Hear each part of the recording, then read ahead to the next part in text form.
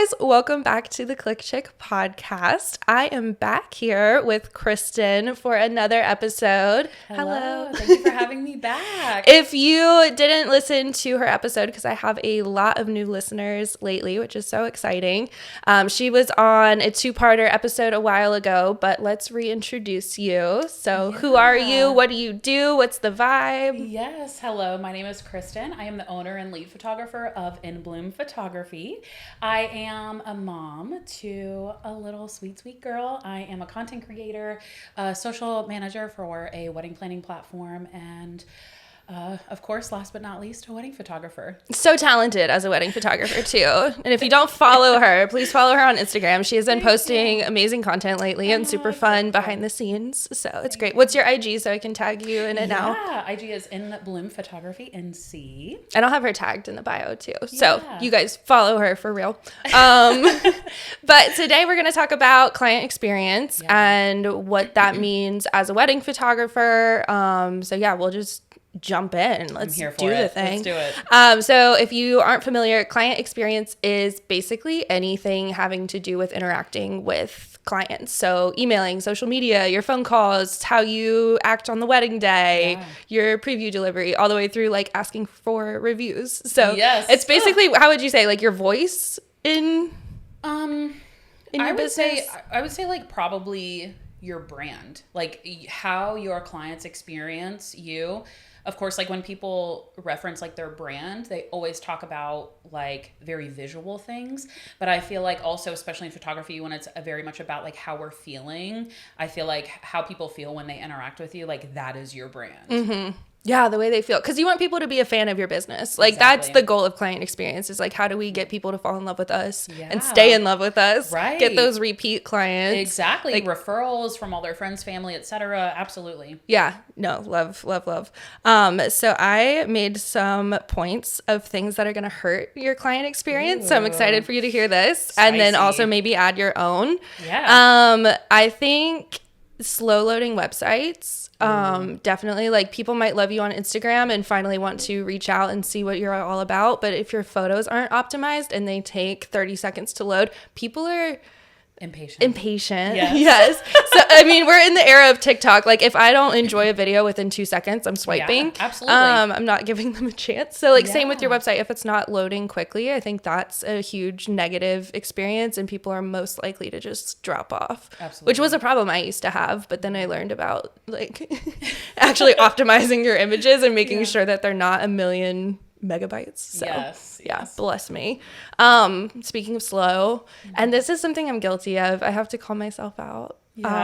Slow email responses. Ooh, yeah. This is a big one for me. I don't have personal boundaries, so if you send me an inquiry at 12 a.m., I will respond immediately. Oh, good for you. Yeah, it's so bad, but I literally had one of my couples, the bride had reached out. She had like sent me like a little inquiry on my website. She's a night nurse. Like she works overnight, like 7 p.m. to 7 a.m. And I responded immediately. She was like, wow, at first I thought this was like an automated thing. And then you had like mentioned something about like her inquiry. And she was like, no, that was actually you. I was like, yeah. Oh my gosh. Good for you. I need to take pointers. Like I hate emailing. Like I'm a creative person. I know you are too. So like props to you for being able to do it. But emailing and doing timelines and all of that, like once I'm in it, I'm in it and I'm doing it. But I have like this procrastination anxiety about going through all of my emails. So I go through them. Like I try to do it every day. But like the ones that give longer answers, I don't know. I struggle a little bit. So I know that hurts my client experience. But for you guys listening, do as I say, not as I do. That's is right. That the saying? Please respond to people quickly. And then something I think that you're really passionate about is your voice not matching across platforms and having a consistent brand. Yeah. So I don't know if you want to talk more on that because I know you messaged me saying that you were really excited to talk more, mostly about like the voice in your branding and all that. Yeah, I think it's really important for people to, and of course, like every photographer, every business owner is going to have a different perspective, but I truly think it's important for people to see who you are maybe like in your Instagram stories or something like that. And a lot of people are, I feel like, are very torn on this. A lot of people, or I should say some people, feel like they shouldn't be personal on Instagram or socials at all. And I am here to say people want to see who you are. People want to see what you're doing. You're a human too, and they know that. And they really want to see, who are they going to connect with on their wedding day? Yeah. And so that's something I am very passionate about. Because if I'm not a transparent person on my socials, how can I expect that person to be transparent and open with me on their wedding day during a session? And I'm like, okay, be your most vulnerable. You're in front of my camera. And but like I am very closed off and I'm secretive and you know what I mean? I just feel like that's not very, it's not reciprocating that like transparency that I feel like a lot of people kind of like crave. Yeah, and I think we grew up in the digital footprint era where we were told not to post you drinking or it's like your employer is gonna look at this, so there's like that background anxiety of like, oh, this is gonna stop me from getting jobs, but actually like people want to have those things in common with you, so it makes sense. It's just I have a hard time putting my face out there too because I'm so busy that I just don't stop and think. Or the alternative is I'm just editing all the time and I'm like, what am I supposed to post? But you do a good job of still having that balance, it seems. It's really I see your face a lot on your stories. And I've even had people come up to me and say like, I know you from somewhere, and I'll just kind of make a joke about it, like, yeah, I'm really obnoxious on socials, so you probably saw me on there. But yeah, between like I kind of like follow a few different types of Instagram accounts, whether it be business, marketing, Instagram, like actual Instagram, like hacks or whatever, or even like other photographers and like their theories on how you present your business. And I've always kind of taken a little bit at a time to just like see what works for my business. And a big thing is incorporating like small B-roll type of things in your stories and your reels and things like that.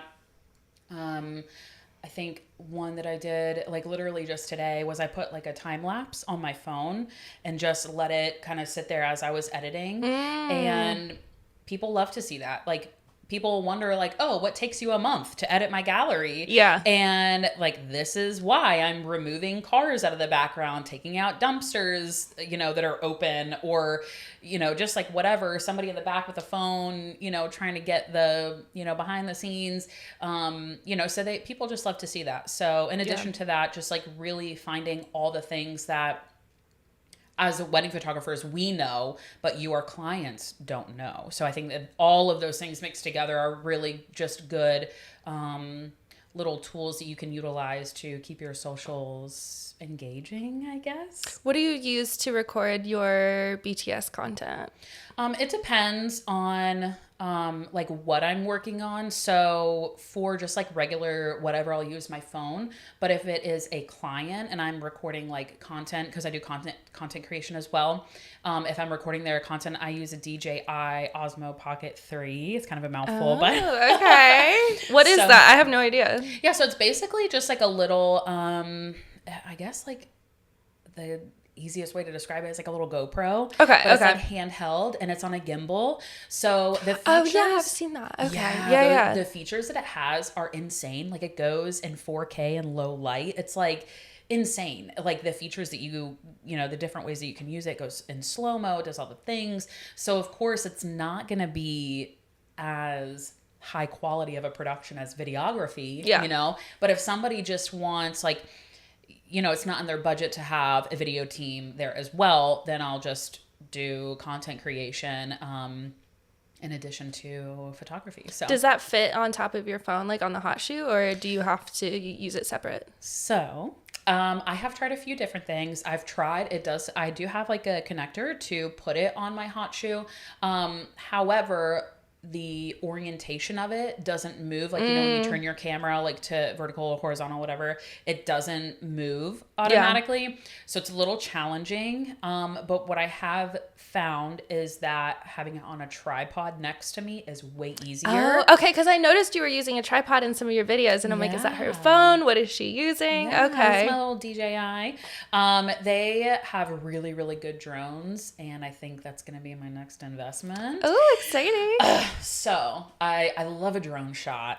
Have you used one before? I've never used I one. have a drone I bought literally last September, which we're coming up on a year of me owning it. Flew it once. Got confused, and I was like, I'll watch a YouTube video about it. Never did. So when you get yours, let's like go to the park and play drones together. I am so down. The only thing I think that scares me is the legalities of it. So the one I have won't let it take off if you're in a restricted zone. Interesting. Yeah. Love that. Do you have to have like a particular license or something? What? It's just under the weight limit by like a gram or like a point of a gram. I don't know. But it's like you don't have to have any type of licensing. And then with the GPS it has on it, it knows if you're too close to an airport, or it won't let you fly a certain height, like all of that. Yeah. I love technology.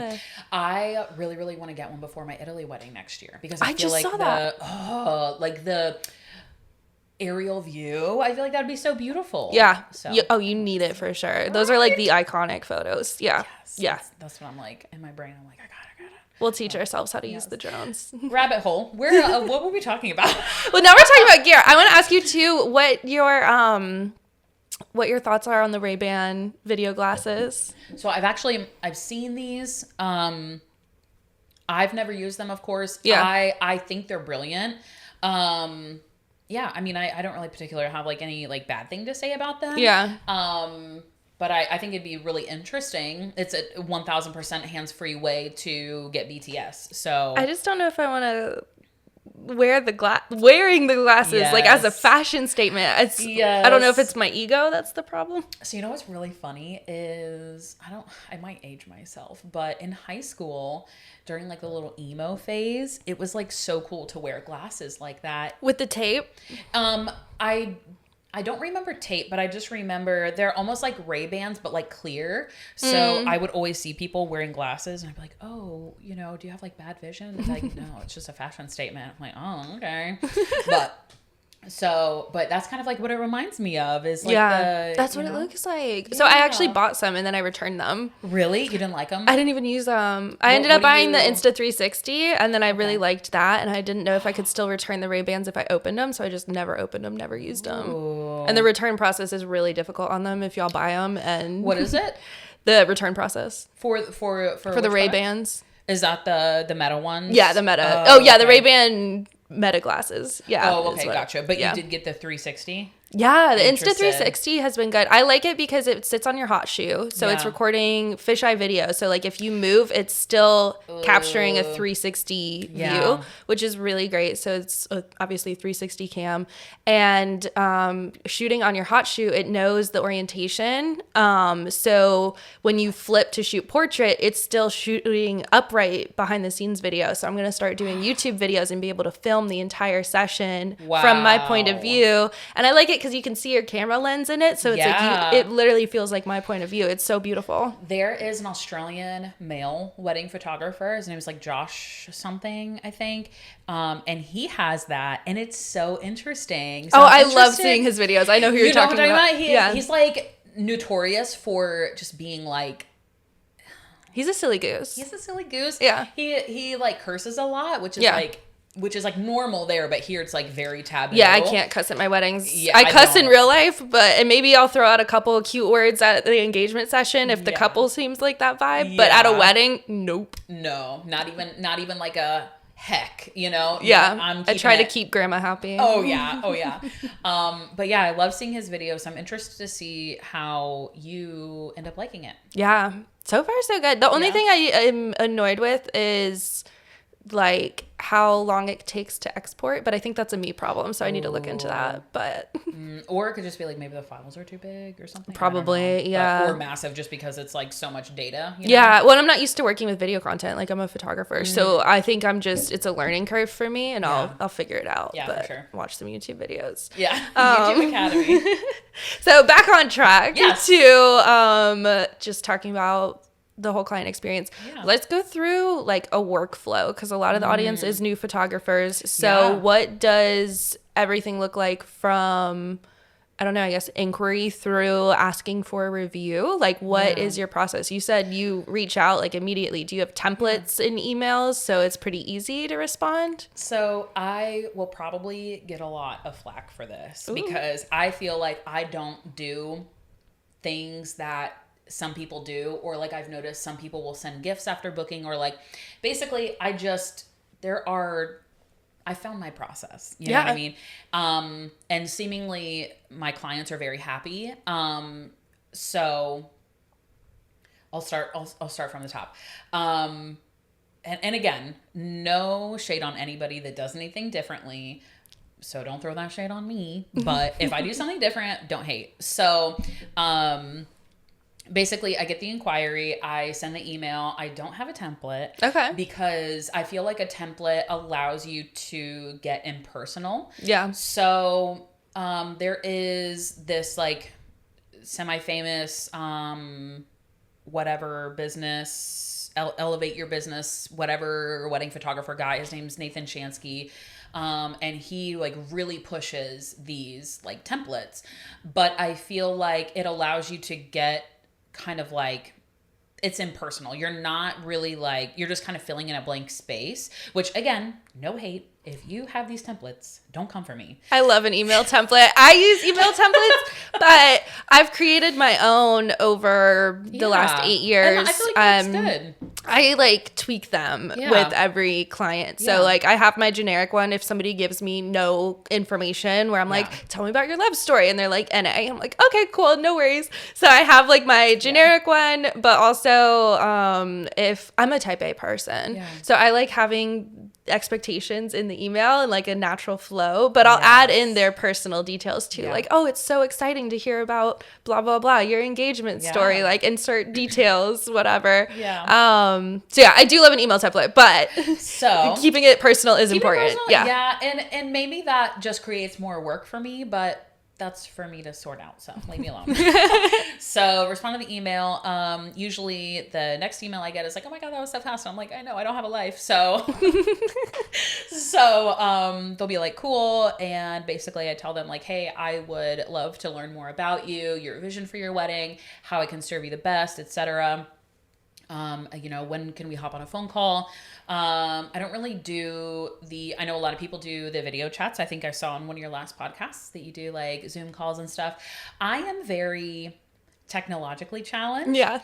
So Zoom has never worked for me. I always have issues with it for some reason. So I just do a phone call. I prefer a phone call because I think it's easier to meet people where they're at. Like with the video, I think they feel like they need to be more put together. I give the option, like of course if they prefer that, I'm down. Yeah. But I like a phone call because I can catch the bride on her drive home from work or something like that, and it's way less pressure. Exactly. And I have had very type A brides that are like, they send me a Zoom link and I'm like, cool girl, like I'm here for it. Love Absolutely. I'll meet you online. Like I'll meet you on a video. But just me personally, like I have a hard time. So we'll hop on a call. I will kind of get just like a general idea, kind of like what they're looking for. Make sure they've like seen my galleries, make sure they've seen all the things. Hey, you like this? Cool. We're not gonna have like a sepia bride situation. Oh my gosh, we're gonna talk about that soon. And there is also this like psychology behind asking them, what do you like most about, and it can be like a casual, like, what do you like most about my work? Just like out of like genuine curiosity. And they'll kind of say like, oh, I like how it looks kind of whimsical, or they don't look forced, or etc. So now they are selling you to themselves as it's coming out of their mouth. Psychology girly. Psychology girly, yes. So, and just like little things like that. And I hate to almost like, it's not manipulative. It's just, I don't know. I don't ever want people to feel like I'm like scamming them into something. Like playing a game. Right. Yeah. So I want them to understand like the service that I have. Yes, that's the service that you want. So I want to be very transparent with it. And I want them to like really, really, I'm kind of like going down a really deep hole, but essentially, we do the phone call. I just caught myself. I was about to spiral some more. Oh no, you're good. We love it. So do the phone call, and then from there, I will. Oh, so I actually probably shouldn't skip this because this is actually pretty important in my workflow. Before we even hop on the call, I make them a client portal. Okay. So in HoneyBook. I don't use HoneyBook. Oh, what do you use? I use Unscripted. Oh, okay, cool. Yeah. So I use Unscripted because I've never, ever, ever had issues with it. HoneyBook, when I made it however many years ago, I struggled with it so bad. Like I said, I'm not very technologically savvy. I had a lot of issues with it. I had reached out to their like support, blah, blah, blah. It never worked for me. So I ended up canceling my subscription and I found Unscripted. They do contracts. I had no idea. Yeah, contracts, invoices, questionnaires, literally anything and everything, and galleries. And the galleries. Oh, so it's all in one place. Yes, and the gallery storage is unlimited. Yeah, that's nice. Yes, it is amazing. Instead of paying for additional storage. So, as we're hanging up, I said, okay, I say basically like, okay, I'm going to send you your client portal, blah, blah, blah, give them the rundown, explain like payment terms, blah, blah, blah. So that way they already know the next step. I feel like that's where a lot of people struggle in bookings is that step. Cause it's kind of like, it's uncomfy to talk about money, definitely. you know? Yeah. So, really just, you know, they booked or they inquired for a reason, like they want to book you. So I just send the client portal and just let them know, hey, you know, this is obviously not obligatory until you sign the contract and pay the retainer. And then, you know, we can go from there. If you decide against it, just let me know. I'll delete the client portal, blah, blah, blah. But really just like, they want to book you. That's why they inquired with you. Right. You know what I mean? So, it's kind of like this balancing act of like not being presumptuous, but being confident kind of thing. I don't know. Yeah. So then after that, they pay their retainer. And then let's see. Let me ask you a question too. Yeah. When you first get that initial email and respond, do you send them pricing then? My pricing is actually very transparent on my website. Oh, good for you. If they ask, I will send it to them or just refer to my website because my website like really breaks down everything that it includes. It's a scary price tag, and I understand that, but I feel like when people understand the value of it, then it's not so scary. Yeah. I also have like super flexible like payment options. Yeah. So yeah, I'm very transparent about pricing. I feel like that's something that everybody should be, especially if somebody's like reaching out to 50 plus vendors. They're not going to come back to the person that like they can't get pricing from. Right. Because to their mind, oh, you didn't send me pricing. I'm going to assume that's $20,000 because I'm thinking like worst case, you know what I mean? Well, and who wants to hop on a phone call where you have to be on the phone call, waste 20, 30 minutes of your time just to get pricing you can't afford? Yeah. And that's the thing, like, we can't make people have the budget that, you know what I mean? And like, I wish we could. I know. I wish we could too. But yeah, so I think it's really, really important to have transparent pricing. And that's just my belief that, again, don't come for me. I think it is important to have transparent pricing. So then after that, they book, we do engagement session. If they decide, sometimes people choose to do bridals instead. That's cool. Okay. So you offer that as like included like in your package. Yeah. I really try to like encourage engagement photos. Like sometimes people are just like, no, or if it's like destination, I can't. So, so anyways, after that, then about 1 month prior to their wedding date, which by the way, speaking of workflow, the entire time leading up to their wedding, I can't tell you, like almost all of my couples, I'm like friends with them on Instagram and we just like chat. Like I have one client that like we just send pottery stuff to each other. Like we have our little niche thing. Cute. Yeah. And then another one of my brides, she and I both love emo music. So we'll just like send each other emos. We actually went to a concert together. Like she is amazing. I love that. Yes. So like in between, like I really want to make a personal connection with people because I feel like it's that like relationship building that is like also adding into their client experience. Yeah. Because I do genuinely care. Like I do want to be their friend. I do want to like help them and give them advice. Like if they're struggling, like making a decision planning their wedding or something, like I want to help them, you know. Oh, I love when I get the texts that are like, hey, what bridesmaid color photographs best? I'm like, girl, let's talk about it. Like, absolutely. Okay. And then about 1 month before their wedding date, I will hop on a call with them, go through the whole day, and really allow them to envision their day. Mm-hmm. Something prior to my wedding that I had never thought about is, okay, I'm waking up and then what am I doing? Okay. And then I'm doing this. Okay. Right. And then when am I having my hair and makeup done? When am I, going to be to the venue, because my venue didn't allow me to get there until like 2 hours before the ceremony. It was trash. Anyways. Oh, wow. So, wow. Yeah. So I had to like, I didn't think about all those things. So I go through the whole day, with the clients, and I talk about like every single detail. How do you want to feel? Do you want to feel relaxed? Do you want to get hyped up? How can I help you? How can I serve you the best? Because everybody's different. So I have like a Google Doc thing that I just like make notes every single like portion of their day. I'll have like a master timeline, my timeline, portrait list, blah blah blah, and then wedding day, sneak peeks within 24 hours. Trying to do a gallery of delivery in 4 weeks, but sometimes I get a little behind. What's your contract say? 4 to 6 weeks. Okay, that's mine too. Yeah. I try to get it out by their month anniversary because I think it's really cute to be like, oh, take a date night, get a bottle of champagne. Yeah. Go through a little beach or whatever. Yeah. Is that cursing? Are we now?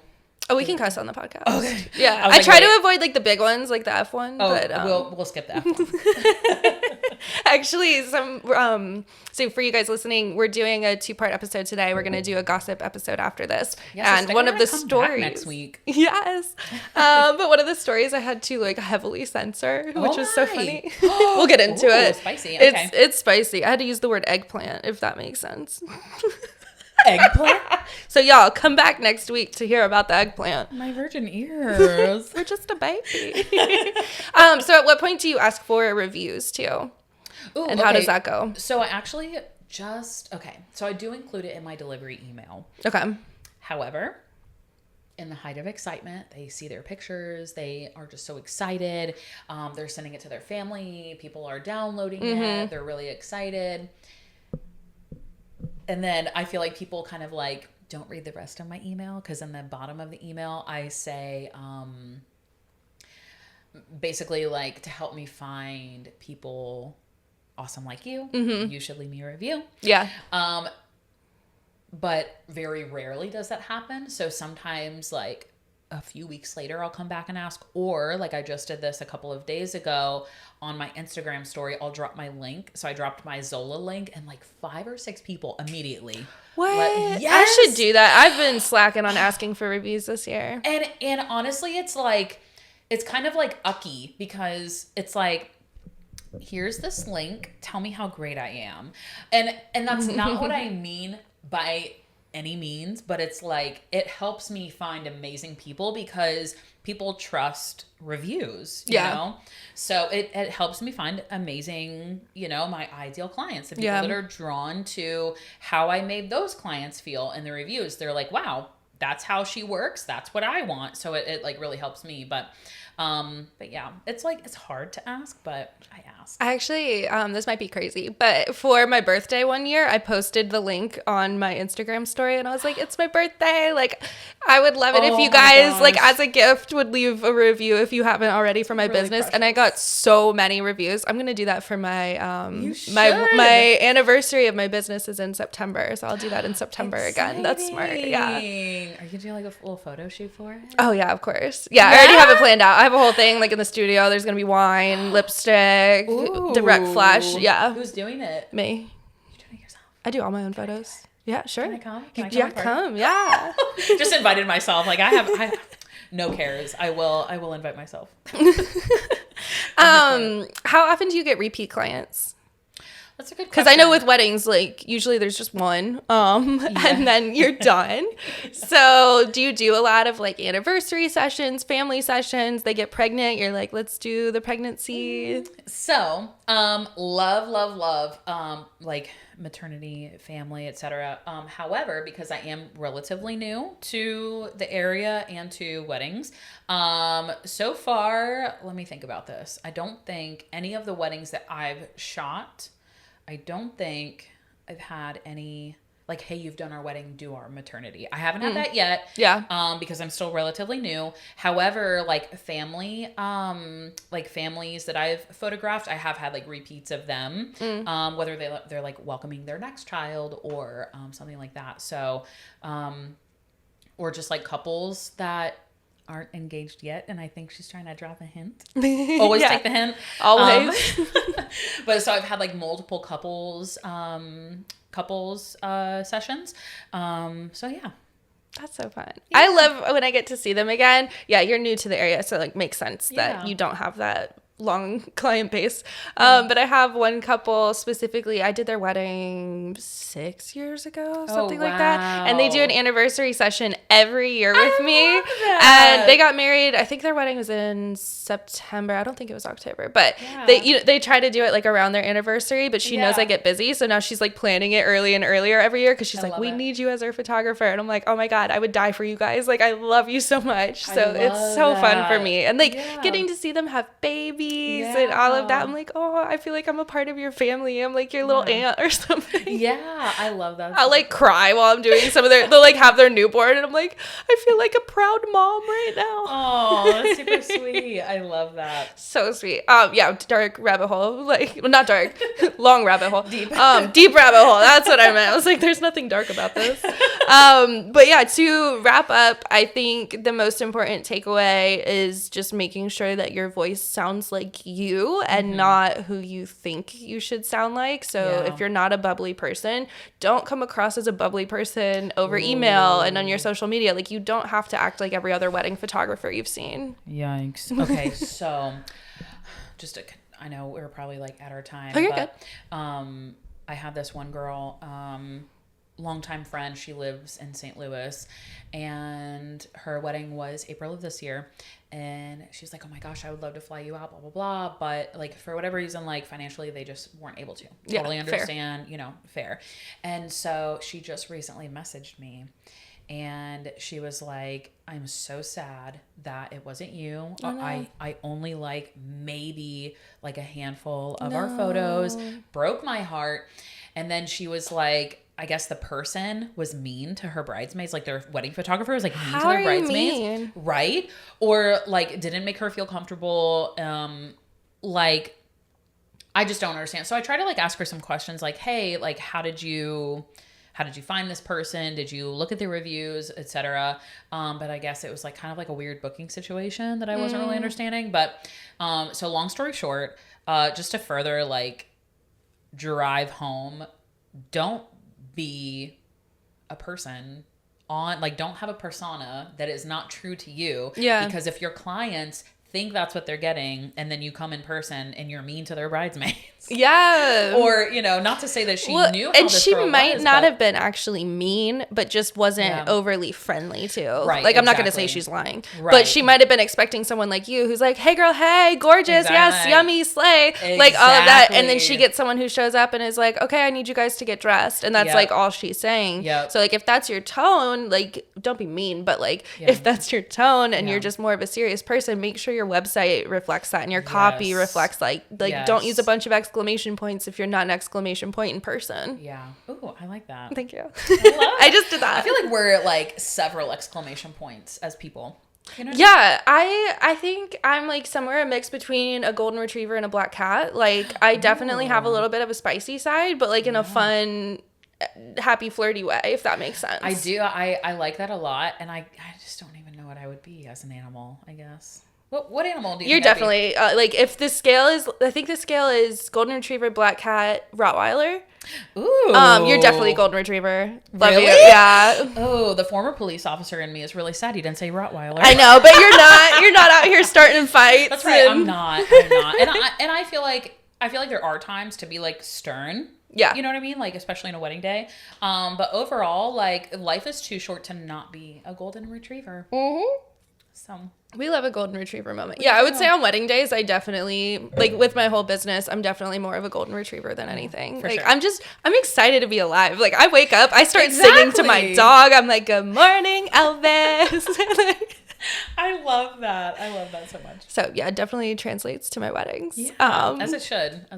But yeah, all to say, definitely be yourself 100%. And then also make sure you're communicating expectations with clients. So like touch points, like you said, you're in communication with your brides throughout the entire process. So like when you book with somebody, make sure that they know like, hey, we're going to talk 6 months, 3 months, whenever it is. I'll send you a questionnaire at this point. I book a lot of type A brides. Like most of my brides say that they're type A. So I like over communicating with them with like when to expect to hear from me. And they're so cute. They're like, okay, I'll put these dates in my calendar. I'm like, it's okay. I'll remind you. Like you're good. No stressing. It's so sweet. Anything else you want to add before we close out the episode? I don't really know. I don't think. I think you killed it. Yeah, you were so informative. That was fantastic. I'm like really trying to think like what's important for client experience. I feel like I have so much more to say, but I'm having like a blank right now. I know. I feel like you covered, like you beautifully went through the entire process. So thank you. Okay, wonderful. always a pleasure. Well, let's remind everyone where they can find you on the internet. Yes, on Instagram and on the World Wide Web. You can find me at inbloomphotography.nc.com at inbloomphotography.nc, like North Carolina. Not on the talk.